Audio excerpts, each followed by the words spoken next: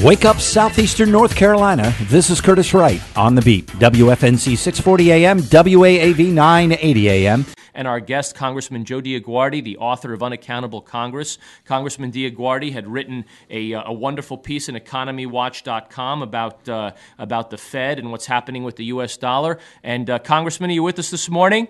Yes, I am. Good morning, Ilario and Curtis. How are you doing? I'm doing great. Thank you for coming back and joining us and continuing this discussion. We had a great discussion last week. A lot of people were very appreciative of your perspective that you shared with us. Thank you. Thank you. Is America ready for shared sacrifice? That's the issue.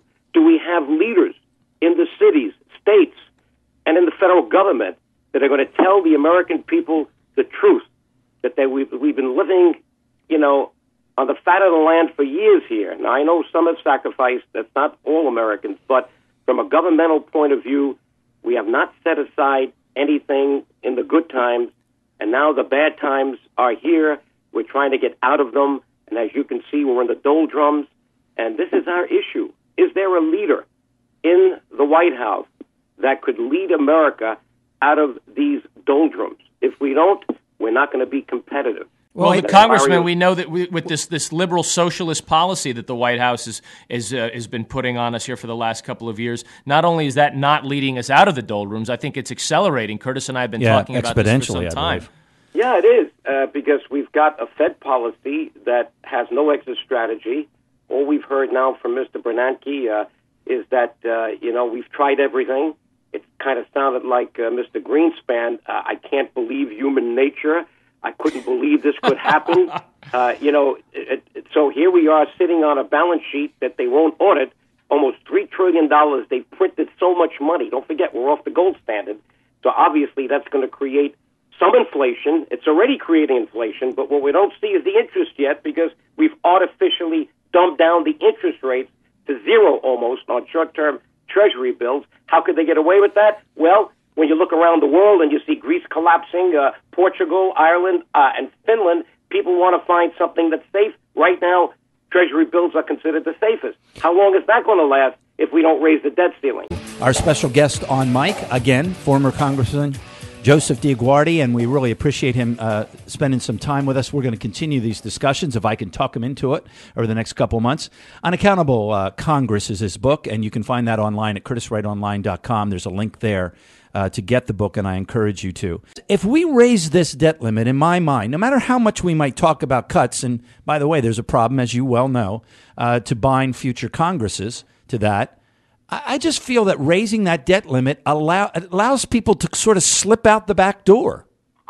Hey, there's no question. But, reading my book will tell you that the whole system is rigged. Whether you raise the debt ceiling or not, that's not going to solve the problem. Let me start with the biggest issue we have. Okay. On the cash basis of accounting, we don't have a capital budget. Now, the federal government, if you buy a $1 billion, Ilario, you're in the military, aircraft carrier, yes. Guess what happens to it? They put it in the deficit. It's written off immediately. It's not put on the books as an asset. I mean, not for the budget process anyway, and not for the issue of raising the capital, raising the debt ceiling. There is a financial statement at the end of the year where they try to reconvert these things back, but by that time it's already late. So what am I saying? We've got to go back to what the private sector has done with the accounting profession for 100 years. We've got to separate when we spend on capital items from what is our everyday expenses. And when you have a capital budget, that means you're planning forward. We're not planning forward. And without a capital budget, guess what? Then you have these chairmen of the committees, like the appropriation committees, they want to build bridges to nowhere. Mm-hmm. Because they then, instead of engineers, instead of the right people planning for what we need in the future around the country, then you have politicians saying, you know what, with this system, I can probably use my power as one of these chairmen and bring something back to my district so I know I can get reelected. And Congressman, we've seen that often. There's something in your article that I really like, and I've agreed to, and in fact, I'm in full support of auditing the Fed. Can you speak a little bit to what you see that role is in trying to help us right this ship? Hey, listen, the Fed has always been questioned. I mean, one of the questions I had to answer for Economy Watch is, an outrageous kind of question, is the Fed corrupt? Well, people are beginning to think that everything is corrupt. Yeah. And one of the other questions you'll see in Economy Watch, and that's yesterday for your audience, if they just it's on Curtis Wright's the article yesterday. Page. Yeah. They asked me, well, is Congress corrupt? Well, there may be some corrupt people, and there are ways to deal with that. But the issue is that it's not working. As I said, forget about whether the Fed is constitutional. Forget about whether there may be some corruption. Is it working? No, it's not working. Why isn't it working? Because we don't have enough transparency. We don't know what the Fed is doing.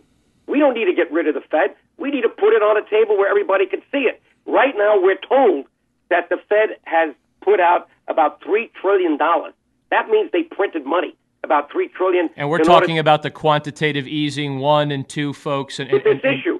Right. So why not audit the Fed? Now, that's what Ron Paul wants to do. But guess what? I go a step further. So do I. Let's not use internal auditors. Let's use external auditors. Get the, Ernst & Whitty's and the Deloitte and Touches and all the names that have changed. I think they're down from 8 to 4. I was with one of those accounting firms for 22 years. Let's go to the outside and let's get people we can trust. It's like Moody's and Standard & Poor's. A lot of people don't trust them anymore. Well, come back to AAA bond ratings or ratings to these deals that went under, including the subprime mortgages. So we've got to deal with all of this. And right now, what I see is triage. Ilario, you were in the military. They bring in a platoon where there are a lot of injured people. You don't have the capacity to deal with everybody at the same time. This country's right now on triage, believe it or not, because we don't have an infrastructure plan. We don't have a budget plan that's working. The Fed is out of moves. Mm-hmm. Hey, and I love this country, so I'm not, leaving. But we got to be smart about where we're going. We got to do what the Chinese are doing. We need a plan. And we got to start, conserving our resources and figuring out the next step. Now, say, Joe, this is all we've been hearing. What do you recommend, Joe DioGuardi? Okay, you know what I start with? Infrastructure. Why didn't Obama, the first thing he should have done 2 years ago was $1 trillion for infrastructure? That sounds like a lot of money. Hey, the real national debt right now is over $60 trillion. The bonded debt is 14.3.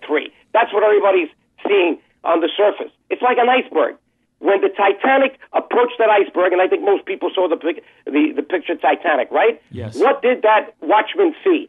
He saw an iceberg that was on top of the water, but he didn't see what was underneath. And as they turned that huge ship around and they put it in reverse, they thought they missed it. No, they missed what they saw. They didn't miss what was underneath. Mm-hmm. That is America. We're heading for that financial iceberg. What's underneath is incredible because we've been lying to the public about the real debt for years. If you count what we owe on Social Security and Medicare and federal employee pensions and VA benefits and all this other stuff, besides the debt, the publicly held and intragovernmental debt, which is the 14.3, you're talking well over $60 trillion. This is money that's got to be paid, or you got to tell the people, we can't give you Social Security checks anymore. We can't pay your Medicare. Politicians are not willing to do that because they don't want to lose. But let's get the accounting right so the people know what we have to plan for. I'm sorry we're out of time, and Congressman will be in touch, and I'm hoping we can continue these discussions. Don't forget, Unaccountable Congress, the link is on my website, curtiswrightonline.com. Former Congressman Joseph DioGuardi.